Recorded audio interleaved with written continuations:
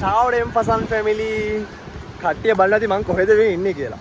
පසන්නන්නේ නැහැ. ඔව් මම ඉතාලියේ නෙවෙයි ඉන්නේ මම ලංකාවට ආවා. වැඩ ගොඩකට තමයි ආවේ බිස්නස් වැඩ වගේකට. කොළඹ තමයි ඉඳී දවස් 10කට ආවේ. පසන් මං හිතනවා කලින් වීඩියෝ එකේ මෙන්ෂන් කරලා ඇති කියලා සිරිමල් නැහැ කියලා. ඇත්තටම ඉතින් මගේ උපංගම ගාල්ල කවදාවත් ගොඩාක් මට ජීවිතේ අමතක නොවන මතක ගොඩාකින් පිරුණ සුන්දර නගරය. ඉතින් මං අද තමයි ලංකාවේ ඉන්න අන්තිම දවස මේ අවුරුද්ද දැන් මේ දවස් 10යි. ඉතින් මං තීරණය කරා ලස්සන සෝලෝ ඩේ බ්ලොග් එකක් ගේන්න ඔයගොල්ලන්ට කොහොමද මගේ මේ සුන්දර ගාල්ලේ ලස්සන අන්තිම දවස ගත කරන්න කියලා.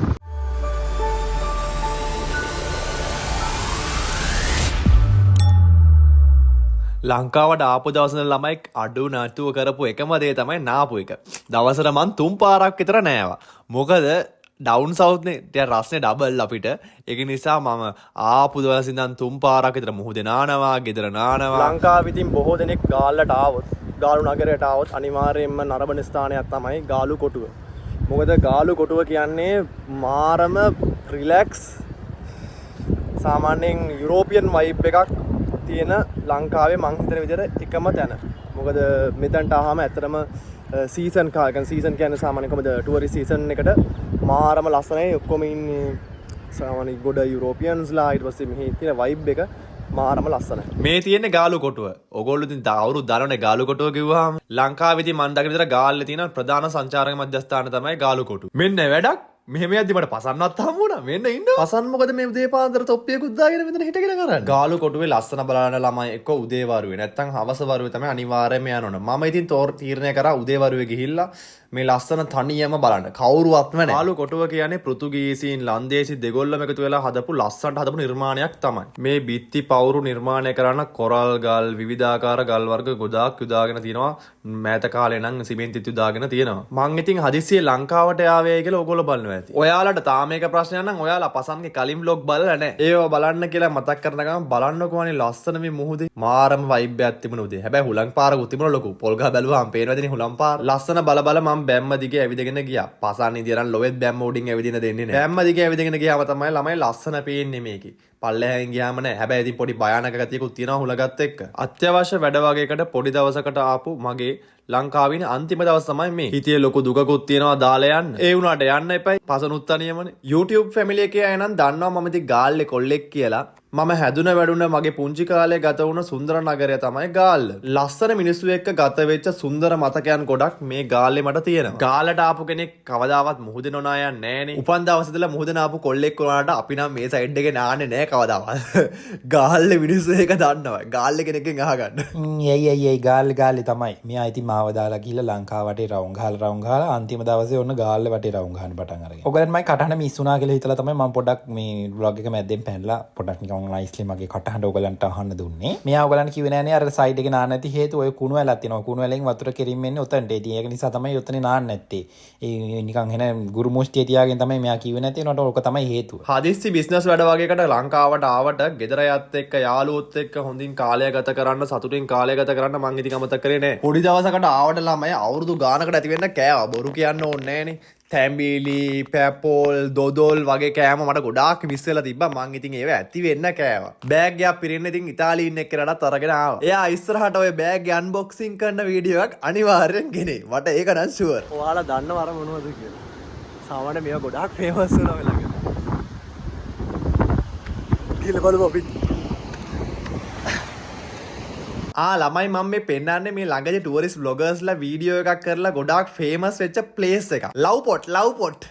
මන් දකින විදිහට නම් ආදරය කරන කපල් එකකට සුපිරියටම ආදරේ විඳින පුළුවන් ලස්සන පොට් එකක් තමයි මේක. කුඩයක් ඇර වෙලා ආදරේ විඳින ගමන් මොහොත දිහා බලාගෙන ආතල් එකේ ඉන්න තියෙන. මේ සමහරක් අය නමුත් කොටලා කියලා පේනවනේ මුන්නම් යක්කු. මෙයා ඉතින් ලංකාවේ ලව් පොට් බල ඉන්නවා. මං ඉතින් මේ ඉතාලියට වෙලා මේ දවස් ටිකේ බොහෝම සංකාවෙන් දුකෙන් හිටියේ ළමයි. බලන මට මෙයාව තමයි පෙවුනේ. දකින්න තැන මට මෙයාව තමයි පෙවුනේ. අල්ලන තැන මට මෙයාගේ හොඳට සැපට නිදාගෙන කියලා නම් අපිට ආරංචි. මට රස්සාව කතාවක් කරන්න බැරි වුණා මට කන්න බැරි වුණා මට හුස්ම හොඳට කාලා එනකොට කිලෝ 5ක් විතර වැඩි වෙලා තිබුණා තාම. මට හුස්ම ටිකවත් ගන්න බැරුව හිටියේ. දැන් ඔයගොල්ලෝ බලනවා ඇති මේ මුළු vlog එකම මේ මනුස්සයා ගාලු කොටුවේ අඟලක් ගානේ වේව කරනවාද කියලා. මට මේක මම කිව්වා ඒ කියන්නේ මම සාමාන්‍යයෙන් කිව්වා බබාවට පුළුවන් නම් පොඩක් vlog එකක් කරන්න. එහෙම නැති වුණත් අවුලක් නැහැ. මොකද මෙයා ගිය වැඩේ මම දන්නවනේ අත්‍යවශ්‍ය දේවල් වලට ගියේ කියලා. ඉතින් වෙලාවක් නැහැ කියලා. හැබැයි මිනිහා vlog එකක් කරලා හොඳට කරලා වැඩේ තියෙන්නේ ගාලු කොටුවමයි කරලා තියෙන්නේ. නිකන් ගාලු කොටුවේ නගර අධිපතිතුමා වගේ. බීච් වල ඇවිදිනවා, ගල් පෙන්නනවා, අර කෙලවර පෙන්නනවා, මේ කෙලවර පෙන්නනවා, මේ ගහ පෙන්නනවා, අර බැම්ම පෙන්නනවා, මේ රැල්ල පෙන්නනවා, මේ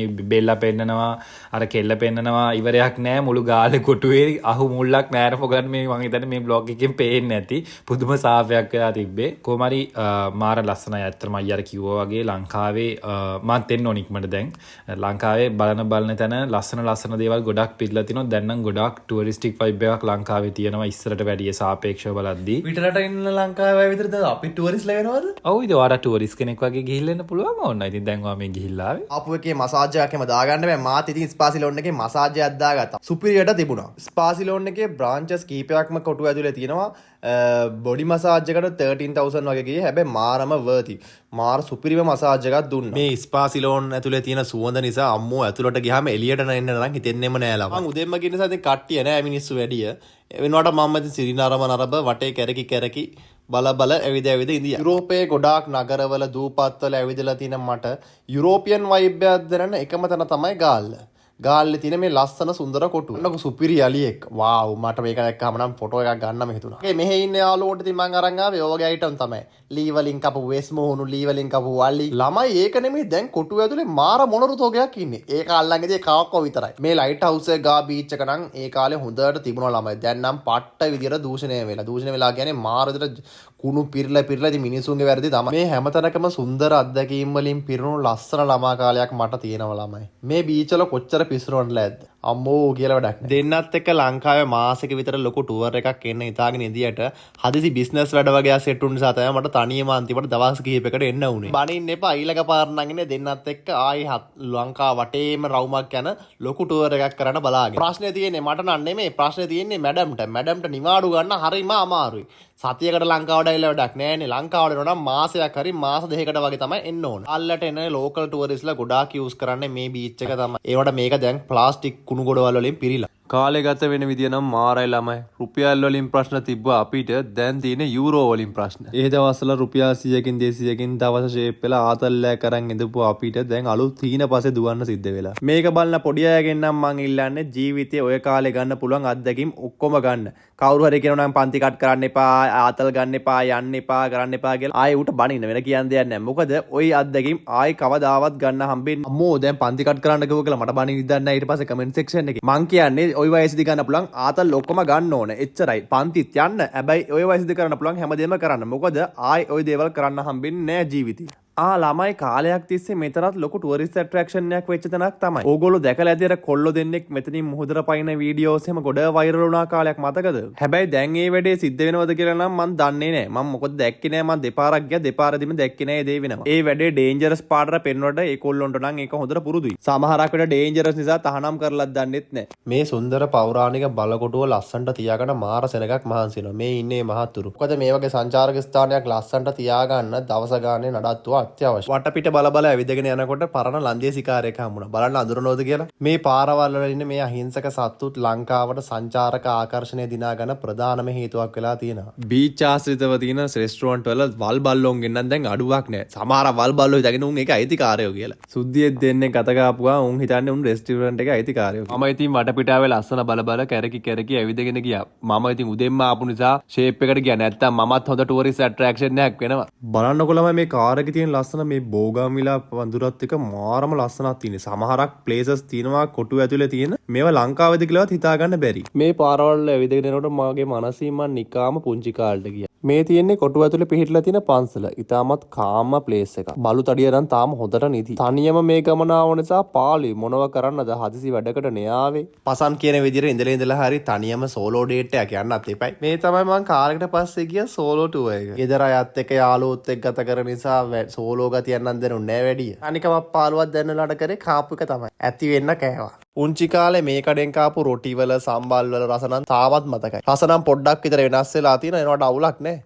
ඒක නෙමෙයි ළමයි කියන්න බැරුණා මට ගොඩාක් කට්ටිය හම්බුණා. ගොඩාක් කට්ටිය කතා කරා. ගාල්ලේදී විතරක් නෙමෙයි මම කොළඹත් දින කිහිපයක් ගත කරන නිසා කොළඹදී ගොඩාක් අය මාත් එක්ක හම්බෙලා කතා කරා. මාත් එක්ක hina වෙලා සුහදව කතා කරපු ඒගොල්ලෝ හැමෝම මම මේක අවස්ථාවක් කරනවා මතක් කරන්න. ගාලු කොටුවට සම්මුතියලා මගේ දවසේ ඉතිරි වැඩි කරගන්න මම තීරණය කරා. මොකද කාලය රන්හා වටීනේ. මොකද මගේ මේක ලාස්ට් ඩේ එක. ලාස්ට් ඩේ එක කිව්වේ මගේ මේ ෂෝට් වැකේෂන් එකේ ලාස්ට් ඩේ එක. සුන්දර අතීත මතකයන් දහසක් පිරි ගාලු නගරය. කොච්චර පිස්සු වැඩ මේ නගරේ කළා ඇද? ළමයි මම ලංකාවේ දැක වටිනම සර්විස් එකක් තමයි පික්මී සර්විස් එක. මම මගේ ගොඩක් ගම වලට පික්මී සර්විස් එක යූස් කරා. ඉතාමත් වටිනා සේවයක් වගේම හොඳ රැකියාව අවස්ථාවක්. ලංකාවට ආවා කියලා ෆිට්නස් අමතක කරන්න බෑනේ. ඊට පස්සේ ගියා ජිම්. මට ගාලේ සෙට් වුණ සුපිරි ජිම් එකක් තමයි මේ ජිම් එක. Gold gym. ලංකාවට නෙමෙයි ලෝකේ කොහේ ගියත් අමතක කරන්න හොඳ නැති දෙයක් තමයි ෆිට්නස්. අල්ලි බලය කොච්චර තිබ්බත් වැඩක් නැහැ. ඇඟේ ෆිට්නස් නැත්නම්. ජිම් එක නම් මාර කම්ෆර්ටබල්. Full AC. ජිම් එකෙන් පස්සේ මම ගියා ගාලේ ළඟදී ඕපන් කරපු ගෝල්ඩ් සිටි සෙන්ටර් එකට. වැඩි සෙනගින් තියෙන නයිස් ප්ලේස්. ඇතුලේ තිබුණ shops කිහිපයක මම ඇවිදලා කරලා ඊට පස්සේ ගියා කානෙන් shop එක ඇතුළට. ශ්‍රී ලාංකික නිර්මාණයක් නේ. මට අවශ්‍ය වුණා මේකේ තියෙන ස්කීන්ස් කිහිපයක් try කරන්න. try කරා විතරක් නෙමෙයි ගත්තා. මේ කළු පාට item කිහිපයක්ම මට තෑගි විදියට නම් ලැබිලා තිබුණා. මට සුදු පාට එකක් ගන්න අවශ්‍ය වුණා. ඉස්සරහා මාසවලදී යුරෝපෙත් සමයකනේ මේ වගේ ඇඳුම් කොච්චර තිබ්බත් මදි වෙන්නේ නැහැ. මට Gold City Center එකේදීත් ගොඩාක් අය හම්බුණානේ කතා කරා. බොහොම ස්තුතියි හැමෝටම.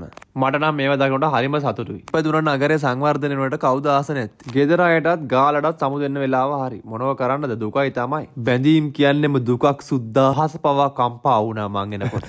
පොඩි වැස්සක් මැද්ද හිමීට කටුනායකට ළඟ. ළමයි මට එයාපෝට් එකේදී පුදුම අත්දැකීමක් ලැබුණා. එම්පසන් මාර ෆේමස් නේ එයාපෝට් එකේ. ග්‍රවුන්ඩ් හැන්ඩ්ලින් ඩියුටි ෆ්‍රී වැඩ කරන අපේ සහෝදර සහෝදරියන්ගේ මාර ඉල්ලීමක් තියෙන ඩෙම්පසන්ට. ඩෙම්පසන් ආවේ නැද්ද? ඔයා තනියමද ආවේ? ඇයි ඔයා තනියම ආවේ? මාර ප්‍රශ්න තිබ්බේ. මේක අවස්ථාවක් කරගන්න ඔය සියලු දෙනා මතක් කරන්න බොහොම ස්තුතියි. ඔයගොල්ලෝ සපයන සුහදකාර්යශීලී සේවයට. එයාපෝට් එක ඇතුළේදී සිනහමුසු මුහුණින් ඔයගොල්ලෝ දෙන වෙල්කම් එක ගුඩ් බයි එක තමයි විදේශගතව සිටින අපිට ගොඩාක් වටින්නේ. ඊට පස්සේ ළමයි මං හිමීට මගේ ෆ්ලයිට් එක තියෙන දැනට තියෙන ළඟා වුණා. මගේ හිතේ දුකයි සතුටයි දෙකම තියෙනවා. මට දාලා යන්න දුකයි ලංකාව. ඒ වගේම ඉතින් පසන් හම්බෙන්න නිසා සතුටුයි. මොනවා වුණත් කියව උපදේශක මහත්තයා මං එනකම් බලාගෙන ඉන්න බව මං දන්නවනේ. ඒක නිසා මං බෑග් දෙකක් පිරෙන්න බඩුත් අරගෙන ඉතාලියට එන නාපෝලියට එන ෆ්ලයිට් එක ගත්තා. දැන් මේ වීඩියෝ එක බලන අයගෙන් මං ඉල්ලනවා තරහ වෙන්න නම් එපා. බනින්නත් එපා. නොකියම ආවා. ඇයි ඔයගොල්ලෝ කියන්නේ නැතුව ආවේ? මේ ඇත්තටම දවස් 10කට මම මගේ පෞද්ගලිකව සහ ඉතාමත් හදිසි වැඩ කිහිපයක් සඳහා තමයි මං ලංකාවට ආවේ. නැත්තම් මං තනියම ඇත්තටම එන්න හිතාගෙන ඉඳපු කෙනෙක් නෙමෙයි. මම කරගන්න ආපු වැඩ ටිකත් කරගෙන ගෙදර අයත් එක්කත් සතුටින් ඉඳලා ගෙදරයටත් සමුදීලා ලංකාවටත් සමුදීලා නැවතත් ඉතාලියට ළඟා වුණා. ඔන්න ඔහොමයි ළමයි මගේ ෂෝට් සෝලෝ වැකේෂන් එකේ ලාස්ට් ඩේ එක ගත වුණේ. මගේ කටහඬ ඔයගලන්ට මිස් වුණා නම් ඔන්න අන්තිම මොහොතේත් මම ඔයගලන්ට මගේ කටහඬින් චුට්ටක් දෙනවා. මගේ මිනික් කැටේ ඔන්න ඉතාලියට එන්නයි හදන්නේ. ආයෙ නම් ලංකාවේදී සෝලෝ ව්ලොග්ස් නැහැ හොඳේ. දෙන්නගේම ව්ලොග්ස් තියෙන්නේ. නම් වීඩියෝ එකට ලයික් කරලා channel එකත් subscribe කරලා ඊළඟ වීඩියෝ එකකින් හම්බෙමු. bye.